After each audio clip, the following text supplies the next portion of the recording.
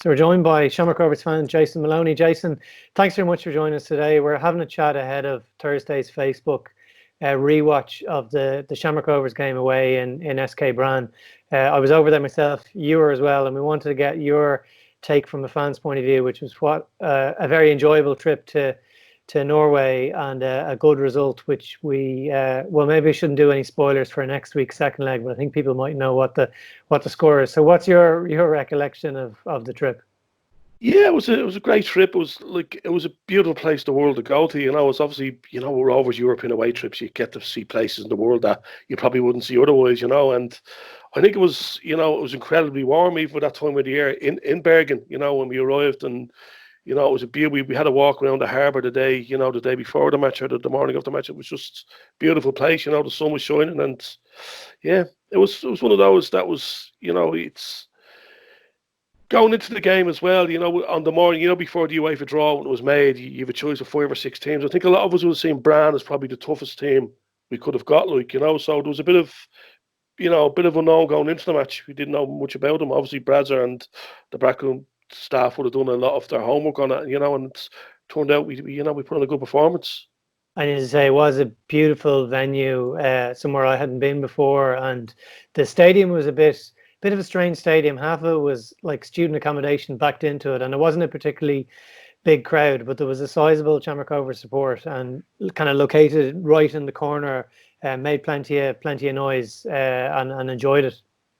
Yeah, the walk up to the ground, you said, was a bit strange when we got off the tram and you're just walking kind of through a housing estate and you're just walking, and all of a sudden the ground just appeared. As you said, it was student accommodation, and yeah, and it was a lovely little stage, like a stage that we all said would be perfect for ourselves, probably held about 15,000, 18,000. Obviously wasn't that big of a crowd there, but where we were situated, it was good, and we all made a conscious decision to group together, and and we did make a bit of noise, and I think that the players appreciated that. And in the match, Rovers went behind twice, and I think anyone who'd been to Shamrock Rovers games up to that point in the season knew what Jack Byrne could do. I think a lot of people watched. I think a match was live on Air Sport, and he put a couple of great deliveries in for both goals. He got the assist for both. We kind of thought Pico Lopez had got the first. Turned out it was an own goal, and that was coming back from having let quite a stunning strike in early on enough in the game. Yeah, I was actually a bit disappointed with Jack. He only got the 2 assists on the night, This form going into that. But no, it was brilliant. And, as the game grew on and you are wary and you're talking to guys around you, are wary, you're getting a little bit cockier. But I think there was a growing sense among the support that they were there for the taking, that we could take something from the game, And we definitely weren't, we weren't underestimating them, and we definitely weren't, giving them too much respect either. And, as we went 2-1 behind. Definitely, we didn't really deserve to be behind. But as the game went into the final quarter, the final few minutes, there was it was a bit of frustration amongst ourselves that we weren't going to get anything from the game. So when Pico popped up to get the equaliser, I think it was brilliant. It was relief. It was joy. It was brilliant. One of the best moments of the season, and it was great that he actually scored the header right down on our corner. And he was able to come over, and the celebrations were wild, to say the least. Yeah, and that's it about these European trips, is you get a chance to go to these places, and if the team are representing the League of Ireland, I think the supporters feel they're representing the League of Ireland there as well, and to get a last minute equaliser in injury time, as you say, right in front of where the support was, it doesn't really get much better than that, to take a 2-2 draw back to Tallaght. Oh, absolutely, yeah. And, I know there was a lot of good feedback from people I know that wouldn't necessarily even be Rovers or League of Ireland supporters who would have watched the game and said, geez, he's made a fair bit of noise there. There's a good crowd he's over there.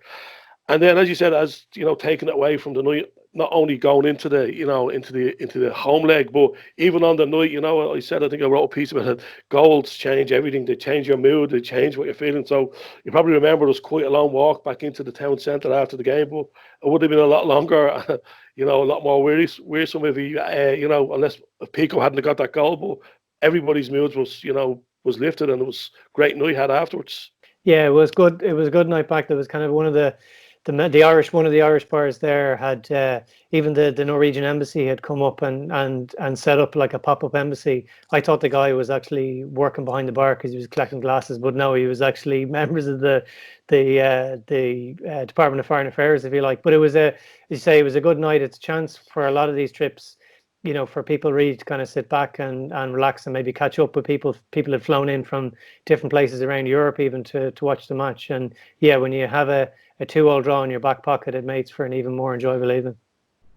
Oh, definitely. You know, we went back to that the pub. We actually went back to the Brian Baru. Actually, it's funny. You know, you go away on trips and you always like these Facebook pages on, you know, the pubs you visit. I just noticed there the Brian Baru, they actually opened back up after their lockdown just on Monday, and it just popped up on my Facebook feed. So brought back a couple of memories there, you know, being in that pub. But a good night was had by all, and again, as you said, people arrive from different places, and then obviously you're traveling back through different places. Like we flew in through Oslo, we went back out actually through Copenhagen, and the players were actually on the same flight that we got back from Copenhagen. So I was just talking to a couple of players in the airport the night after, and it was kind of, you know, the same kind of thing. Nobody was getting carried away, but everybody's of the opinion it was a great result, and you know, we were pretty confident we could do something in the away leg, sorry, the home leg.